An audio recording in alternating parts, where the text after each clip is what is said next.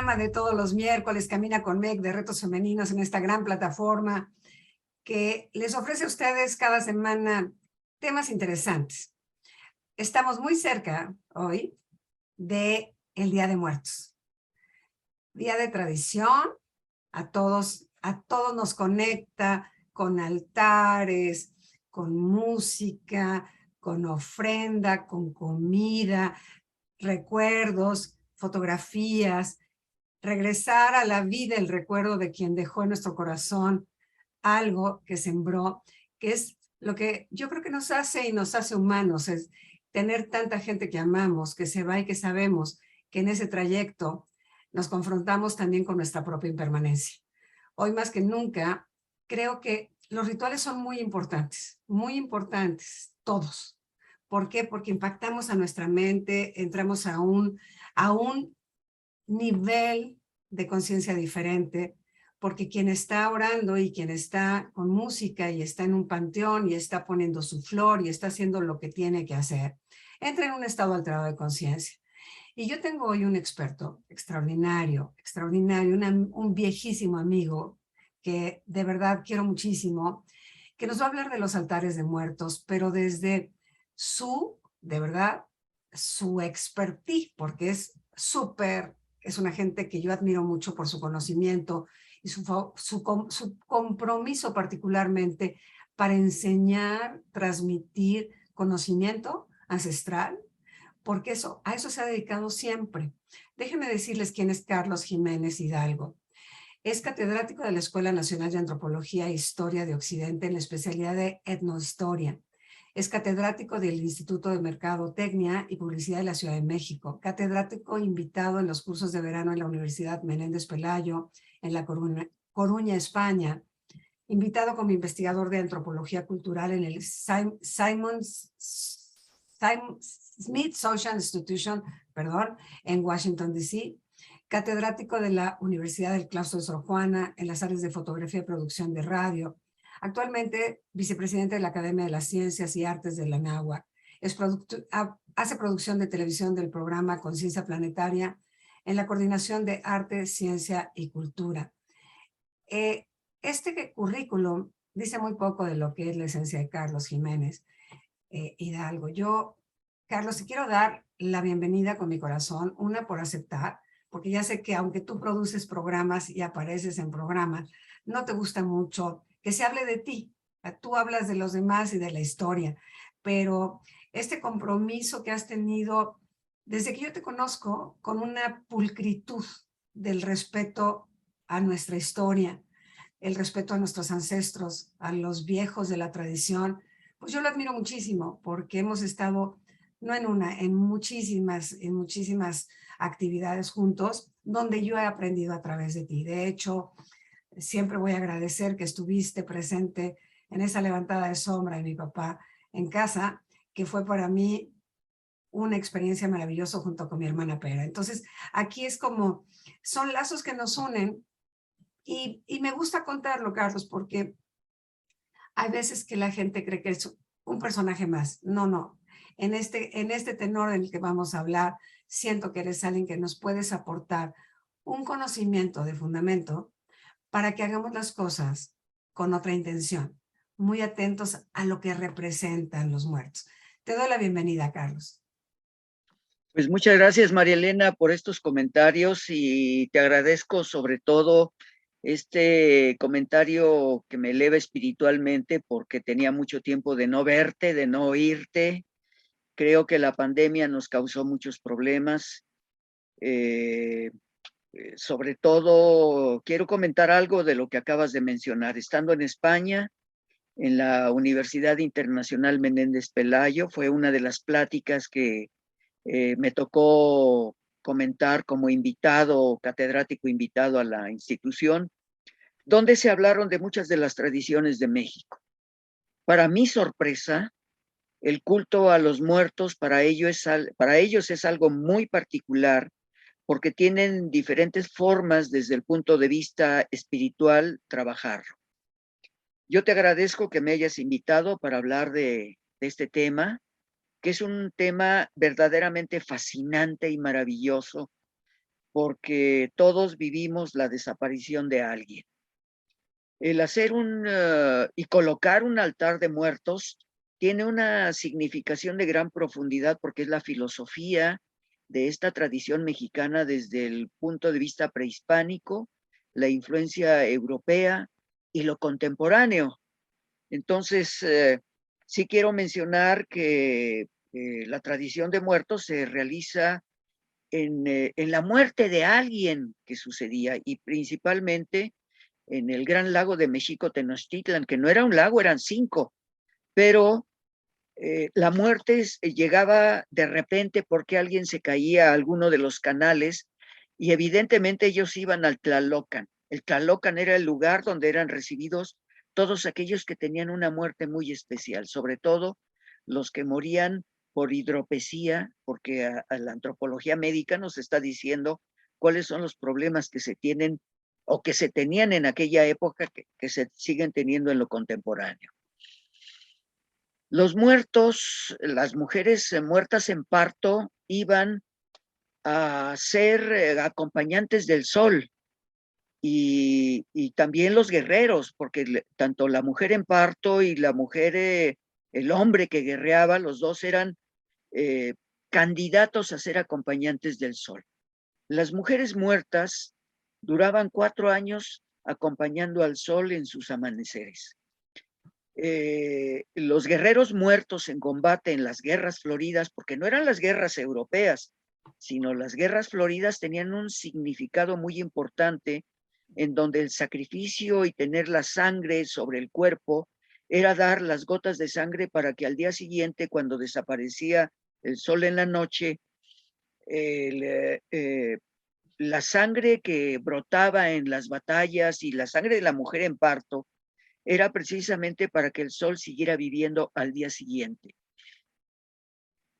Yo podría decir esta astrología judiciaria, como sería el término correcto, de dar la vivencia de la vida, el espíritu y el yo interior de aquellos que vivieron en el mundo prehispánico, que para muchos es incomprensible la vida del mundo prehispánico.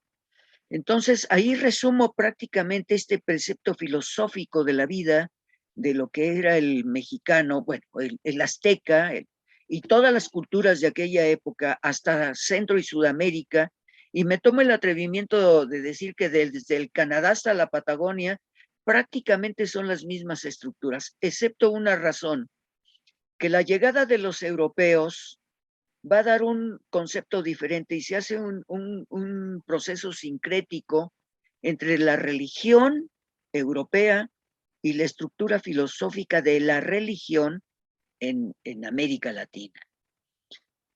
Yo creo que debemos entender una profundidad de lo que es el altar de muertos. Y voy a hablar de 2 aspectos importantes. ¿Por qué ponemos una ofrenda de muertos? Porque le damos el alimento cotidiano que tenían en vida. Pero ese alimento no va al ser humano, va a los espíritus que van a visitarnos. Y aquí empieza el elemento de una estructura filosófica de gran profundidad. Solamente voy a relatar en 30 segundos, por decirlo, la filosofía de lo que fue el Popocatépetl y el Iztaccíhuatl. Iztac es blanco, Sigua es mujer, la mujer blanca. Los dos, de hecho, son volcanes. Popocatépetl quiere decir Popot, lo que humea, Tepet, cerro. Y ahí tenemos el concepto del mundo prehispánico en la lengua náhuatl, que la seguimos hablando, María Elena. Sí. La seguimos hablando, amigos, porque voy a mencionar algo. Hola, cuate, ¿cómo estás? La mujer dice, hola, manita, ¿cómo te va? Y se apapachan y se abrazan. Manita viene de maya minix y quiere decir que es el gemelo, la gemela. Cuate, cuate es también el gemelo precioso, porque coatl es serpiente. Cuidado con la interpretación de serpiente con el aspecto bíblico, no es el Génesis, Claro. no es la serpiente que da la manzana y la prueba por el pecado original. Cuidado con eso, porque tenemos que hacer análisis bíblicos también de lo que sucede con ello. Pero bueno, Entonces, Popocatépetl y Iztaccíhuatl es una leyenda de una mujer que se enamora de un capitán del ejército mexica y el padre de la mujer le prohíbe que tenga relación. Entonces lo manda a guerrear durante 5 o 6 años y la mujer está nerviosa porque el galán no regresa. Y ella muere de amor. Cuando regresa el capitán, encuentra que a través del Popocatépetl encuentra flores amarillas, pero él le lleva en amor a ella. La encuentra muerta y le rodea de pétalos de flor. ¿Qué es la flor de cempasúchil? Cempoali es 20 y Xochitl es flor. O sea, es una matemática que nos da la respuesta de la vivencia de una permanencia del recuerdo del que ama. Esa es la flor naranja amarilla que se pone a los muertos, porque los recordamos cada un determinado, las veintenas, que son 13 veintenas, 260, entramos a una matemática de astrología judiciaria, que es los 365 días del año. Y vemos ahí todo un cúmulo de materiales que nos identifican con los que ya se fueron. Y lo recordamos permanentemente. Entonces, ¿qué pasa en el altar? Pues en el altar lo que vamos a hacer es que simple y sencillamente vamos a ponerle en el recuerdo de aquel que se fue, quién era, qué hacía, a qué se dedicaba, y ponemos la fotografía del personaje. Luego ponemos lo que más le gustaba, la comida. Pollo con mole, arroz, sus enchiladas, y puedo relatar más adelante lo que sucede en muchos estados de la República.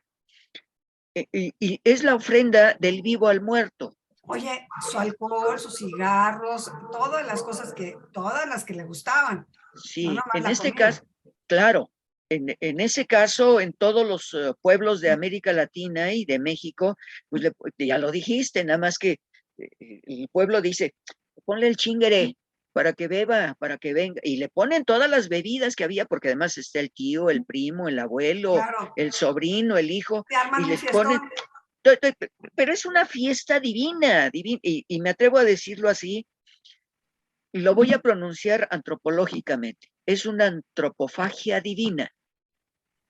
El muerto come lo del vivo, y luego el vivo, después del 3 de noviembre, el muerto se come lo del, digo, perdón, el vivo se come lo del muerto.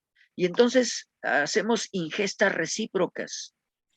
Cuando Y hablas, es, perdón. sí, dilo. Cuando, es que quiero como ir aterrizando un poco. A ver, cuando pones un altar, que evidentemente eso como que más o menos la gente lo tiene claro, y yo tengo que reconocer que a partir de Coco, la película, ¿no?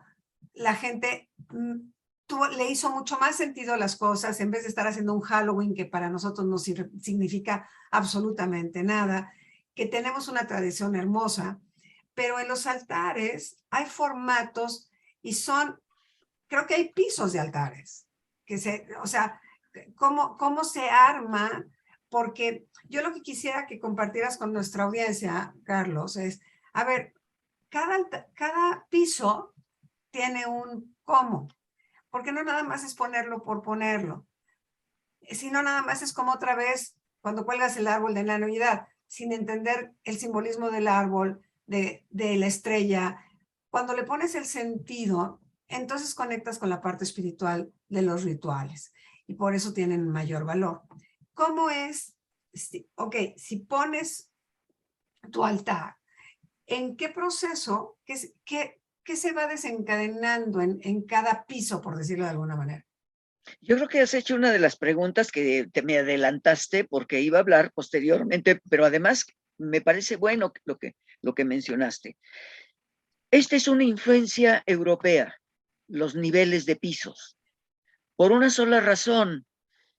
Antiguamente, bueno, en la etapa medievalista, sobre todo, bueno, la muerte en todas partes del mundo tiene su génesis. Y en este caso, el cristianismo da una estructura. Cuando muere un rey, un príncipe, lo que se llaman túmulos, lo que van a poner, o sea, los niveles, por decirlo de una manera, ponen la primera mesa, la segunda, la tercera, hasta la séptima. Estos son los niveles que debe de pasar precisamente una estructura desde el punto de vista cristiano, desde el punto de vista bíblico, teológico. Hace un momento yo hablé de antropofagia divina, o sea, comemos lo divino, lo seguimos haciendo, porque si vamos a la iglesia a la hora de comulgar y vamos a cualquiera de las estructuras teológicas, nos dan una respuesta. Dios es un personaje universal. Bueno, entonces los niveles que se van poniendo, que bueno que lo mencionaste, era precisamente poner las bondades del rey o del príncipe por niveles. Esos niveles tenía que pasar el ser humano para entrar en el mundo crístico, o sea, la religión cristiana, medievalista. Entonces, se van poniendo los elementos que seguimos conservando nosotros y hay un proceso sincrético, porque le ponían unas pequeñas tarjetas al rey, fue bondadoso, ayudó al ser humano, y entonces van bajando los niveles que son los que tiene que pasar el personaje y lo seguimos pasando, excepto que en México solamente se pone uno. Ok. En algunos casos, en algunos estados de la República, pero también se le pone en el piso y es otro de los niveles. Ese piso es el inframundo, en el inframundo prehispánico.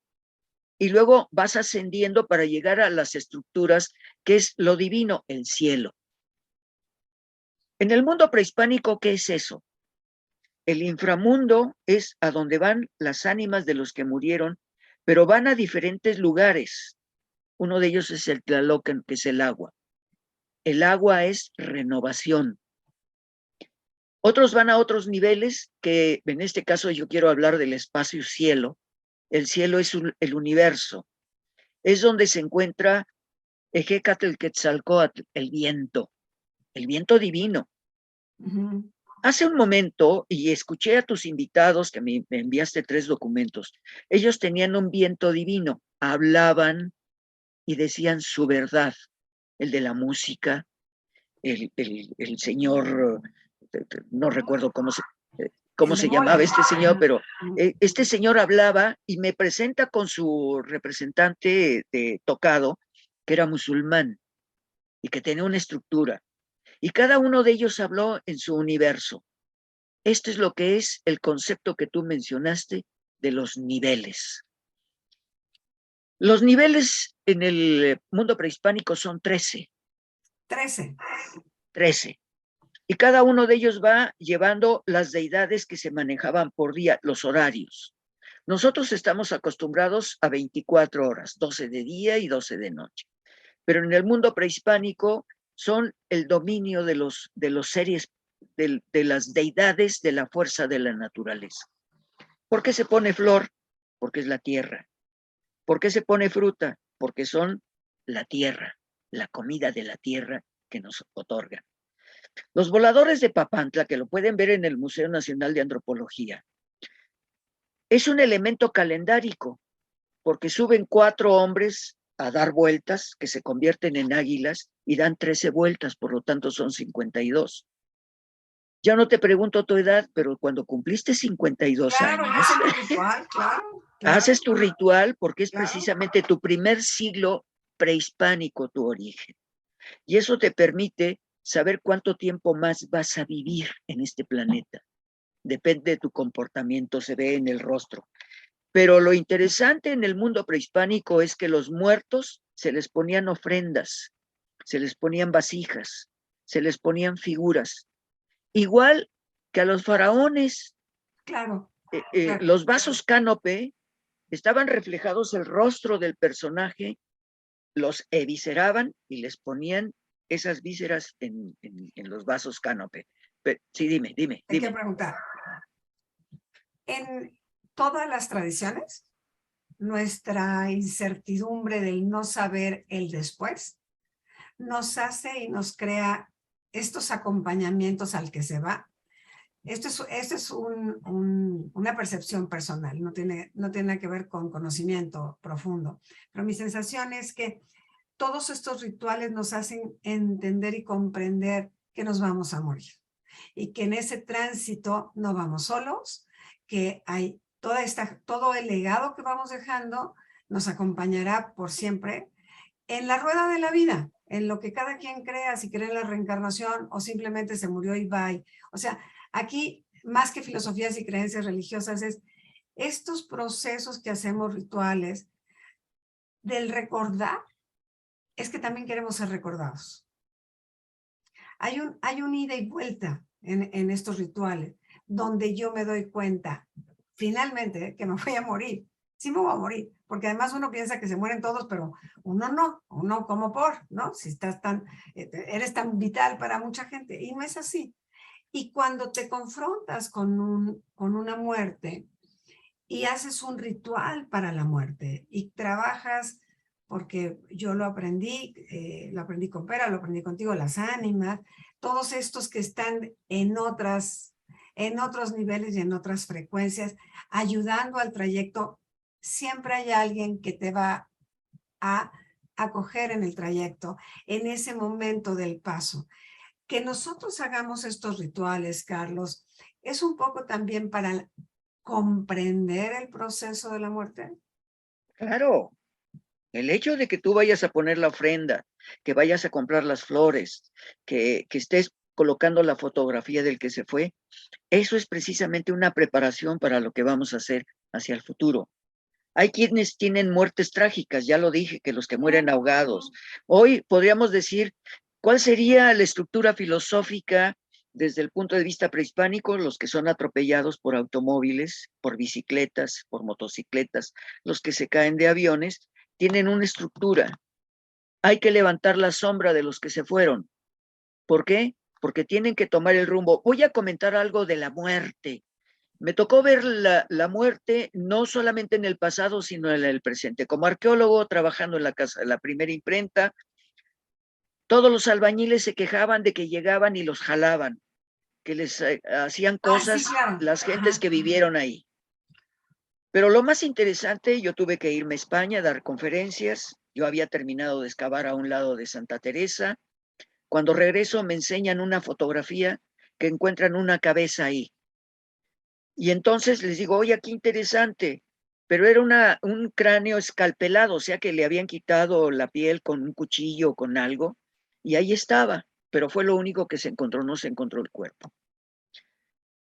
Pasan los meses y yo un día regreso a la casa de la primera imprenta y me detiene un policía a la entrada y me dice, arqueólogo, ¿ya sabe que apareció un fantasma? ¿Cómo que un fantasma? Y entonces me dice, me enseña su celular y me dice lo que fotografié. Toma una fotografía de las escaleras de la casa de la primera imprenta, aparece un hombre de negro sin cabeza. Y les digo, no puede ser posible.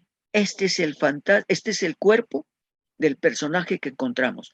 Pero además hay una niña. Yo tuve una de las experiencias más impresionantes porque de repente llega un trabajador y me dice, arqueólogo, ¿usted pidió de comer? No. Dice, es que mire, aquí está el nombre de la persona que pidió para comer aquí. Oiga, ese es David. ¿Sabe qué? Vaya y dígale a la directora del centro.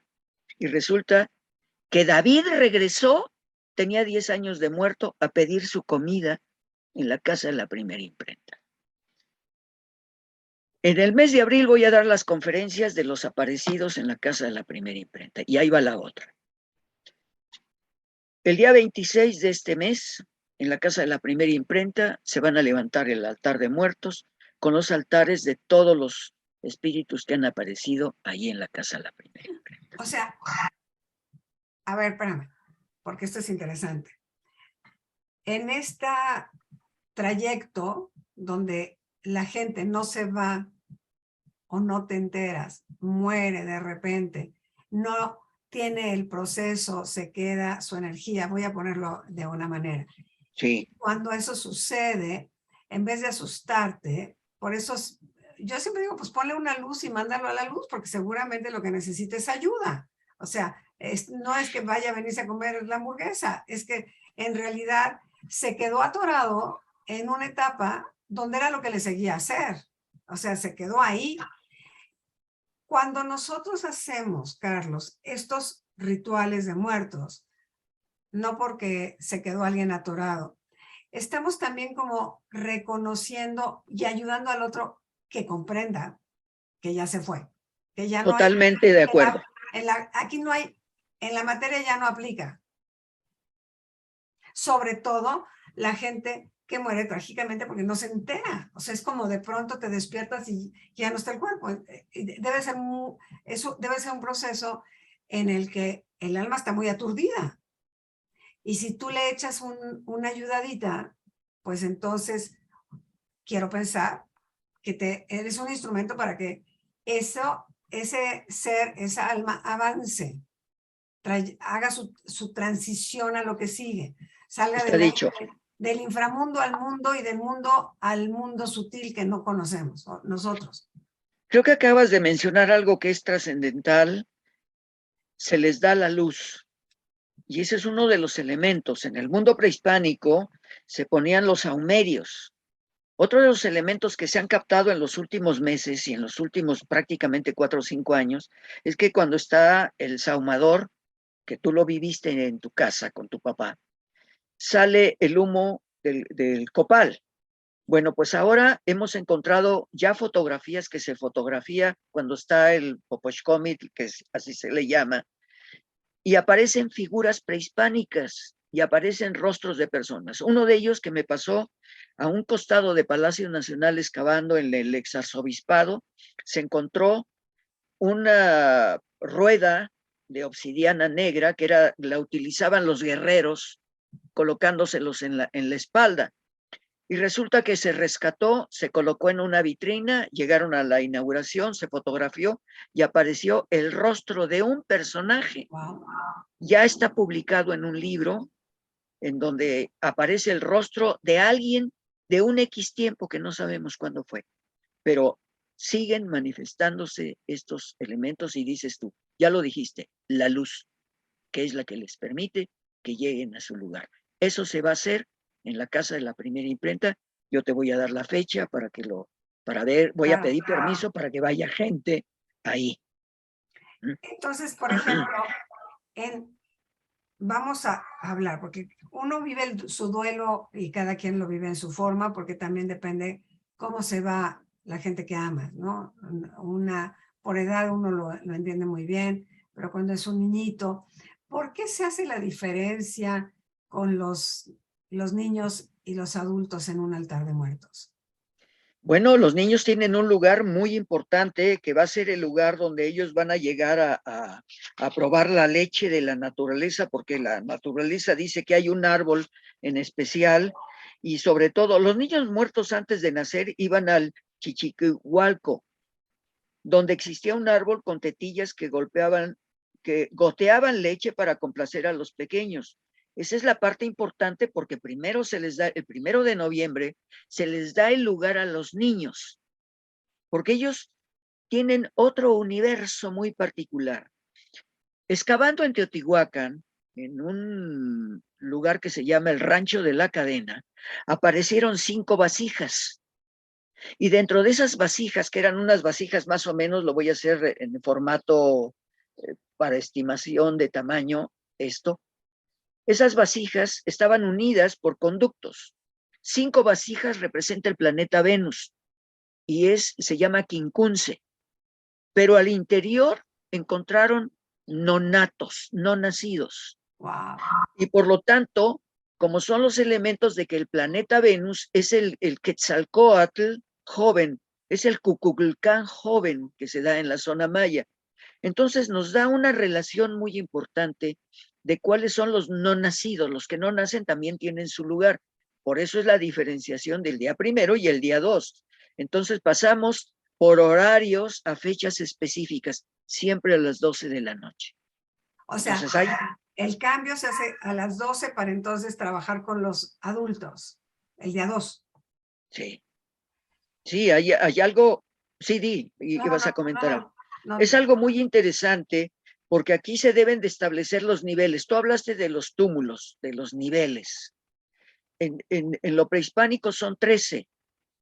Y los horarios, voy a mencionar uno de ellos, que va a ser de las 12 de la noche a las 5 de la mañana.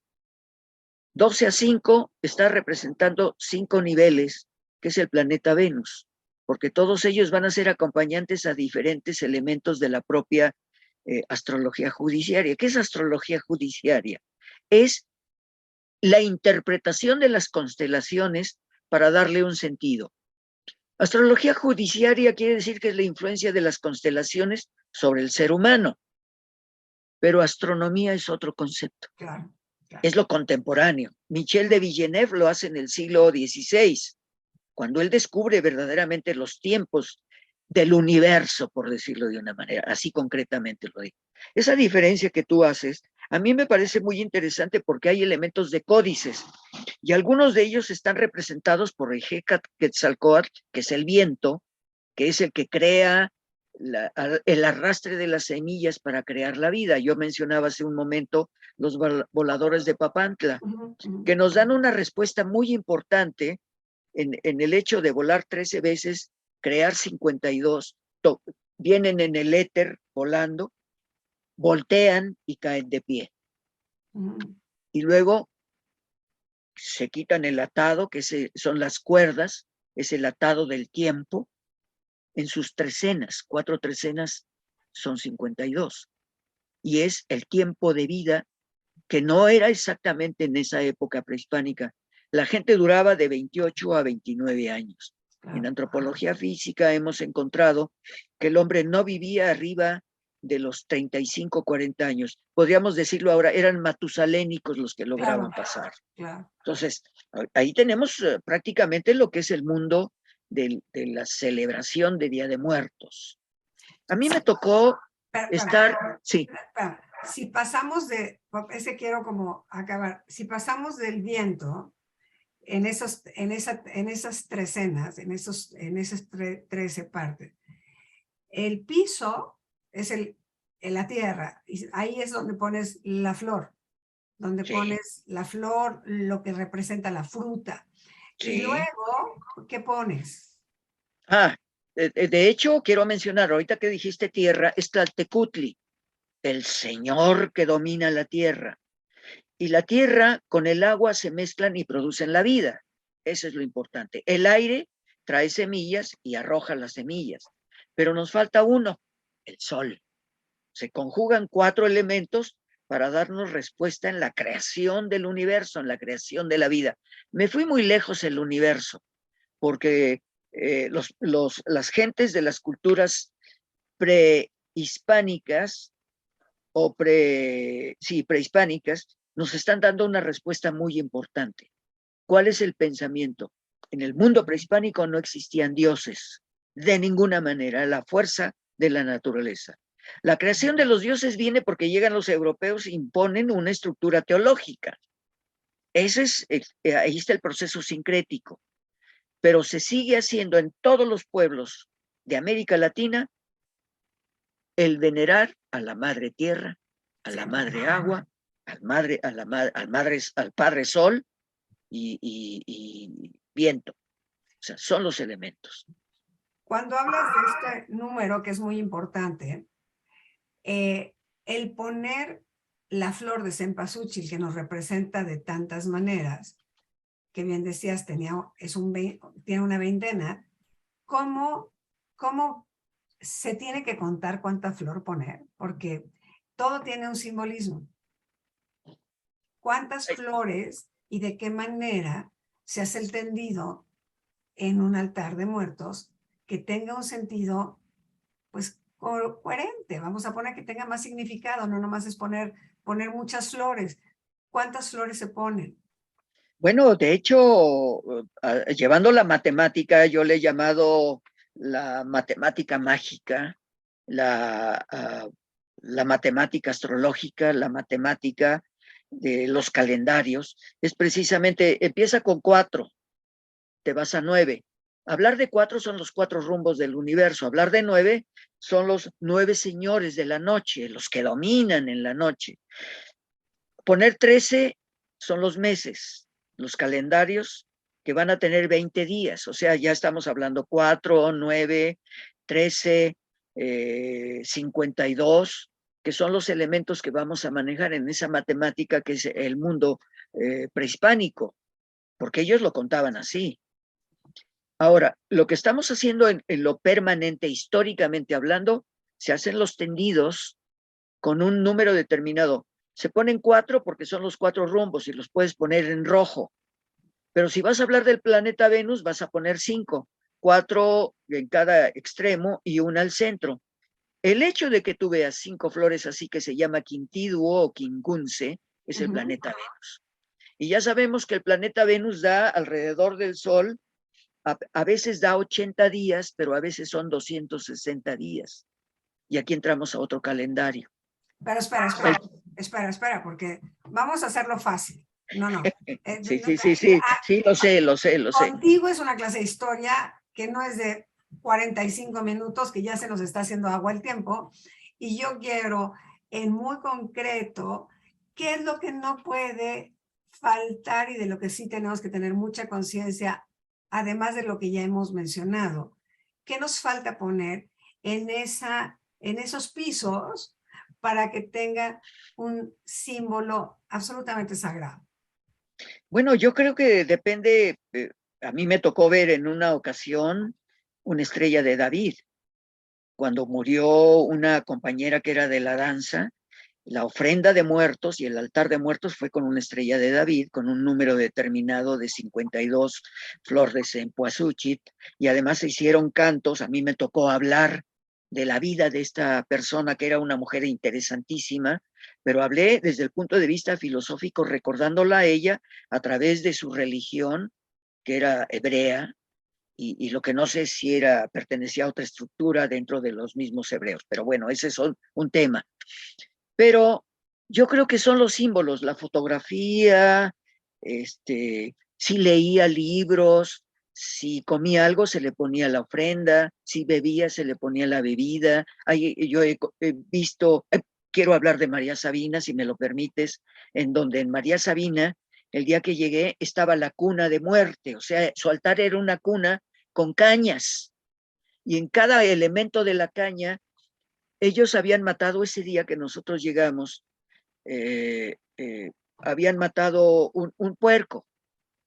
El sacrificio en el mundo prehispánico era parte de la entrega del ser humano para que el sol siguiera viviendo, pero ya no se puede hacer con seres humanos, entonces se hace con un puerquito, por decirlo de una manera.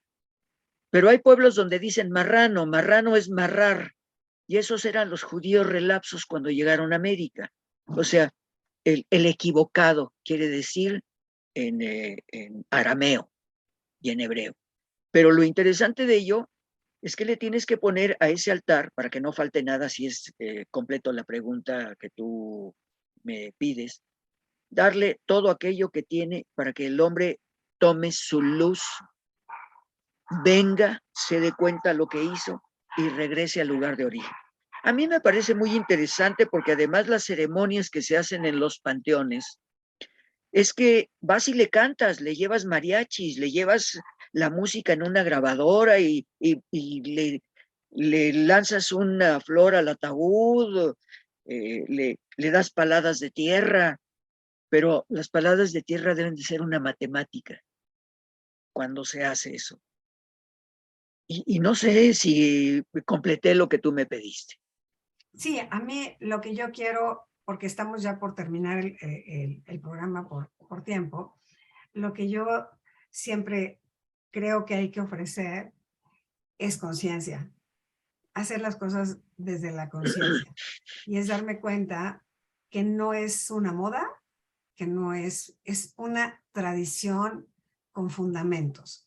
Y en esos fundamentos está nuestra propia experiencia de vida. Nosotros venimos a explorar el legado que tenemos ancestral. Entonces, siento que es una gran oportunidad para personas que lo hacen de muy buena intención, porque yo creo que el corazón pesa más que cualquiera de las cosas que uno hace, ¿no? Porque tu corazón está puesto en un altar. Pero hacerlo, por eso decía la palabra sagrado, el que tú prendas tu copal, que pongas tu flor, que le prendas una vela, que tengas la foto, que estés en paz, ¿no? Siento que yo lo pienso en mí. A mí me gustaría que si alguien me pone un altar, estuviera tan contento conmigo, que me hiciera contento, no que llorara por mí, ¿no? O sea, porque eso es nuestro dolor, el nuestro, pero el del muerto no, el muerto está mejor que nosotros. Siempre lo he pensado así y esto vuelvo a decir, es mi percepción y mi forma de ver la existencia. Cuando hablamos de Día de Muertos, es una celebración de la vida que alguien vivió y cumplió y siguió. Entonces, no es una pérdida, es una gran ganancia. Se nos ha hecho un poco, se nos ha olvidado que en el proceso de el duelo, creo, me duele, sí me duele la ausencia, sí, pero yo no soy la misma persona gracias a ese ser que estuvo en mi corazón, que sembró algo en mí, por lo Claro, tanto claro, tengo que claro, celebrar su vida. Y claro, claro, yo quiero claro. Sí, rematar sí, un sí, poco con eso. El Día de Muertos es una celebración de la vida del que pasó por la tierra. sí, ¿Es sí, así? sí, sí, sí, sí, sí, sí, sí, sí, sí. Yo creo que has tocado un punto bastante fuerte porque eh, voy a narrar así brevemente, en menos de 10 segundos. Mi hermana falleció. Mi hermana era mormona, pero además tenía una trascendencia de herencia hebrea y ella trabajaba dos universos. Tenía una menorá y esa menorá me la regaló. Entonces el Día de Muertos yo no le hice su ceremonia, dije voy a dejar que pasen los días porque le voy a hacer su ceremonia tal y como lo tengo en un libro que me regalaron, que ya lo platicaré más adelante. E hice la ceremonia y en esos momentos en la menorá, que tenía 13 velas, empezó a tronar la de en medio. Y dije, qué raro, mi hermana me puede avisar. No, fíjate María Elena, uno de mis alumnos murió y me vino a avisar que él acababa de morir unos Oh, minutos antes.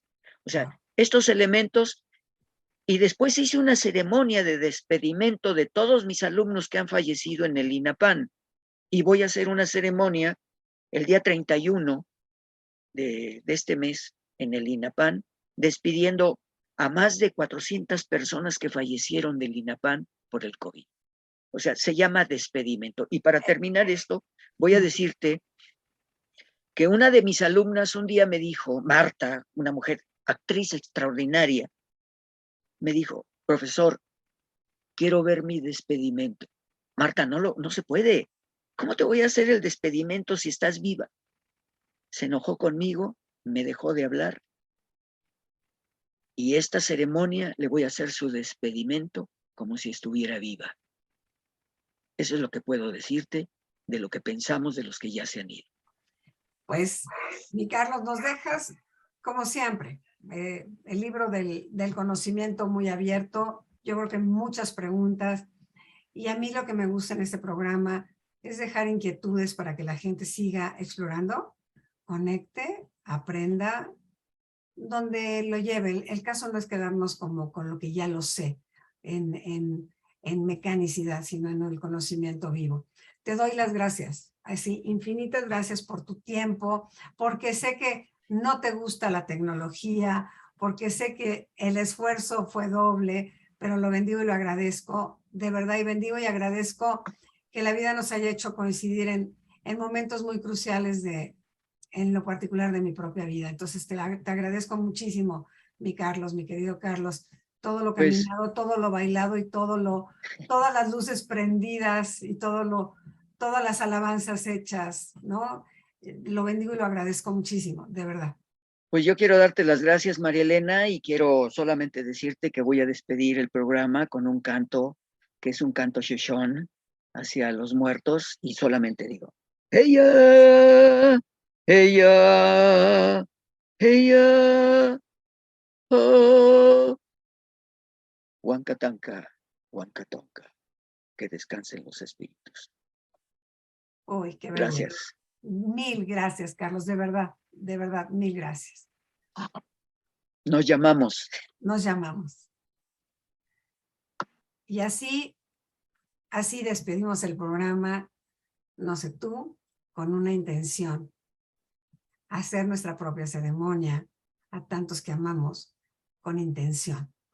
un altar de muertos tiene un gran significado para ti que lo haces y para el que se fue. Nos vemos la próxima semana. Brilla siempre.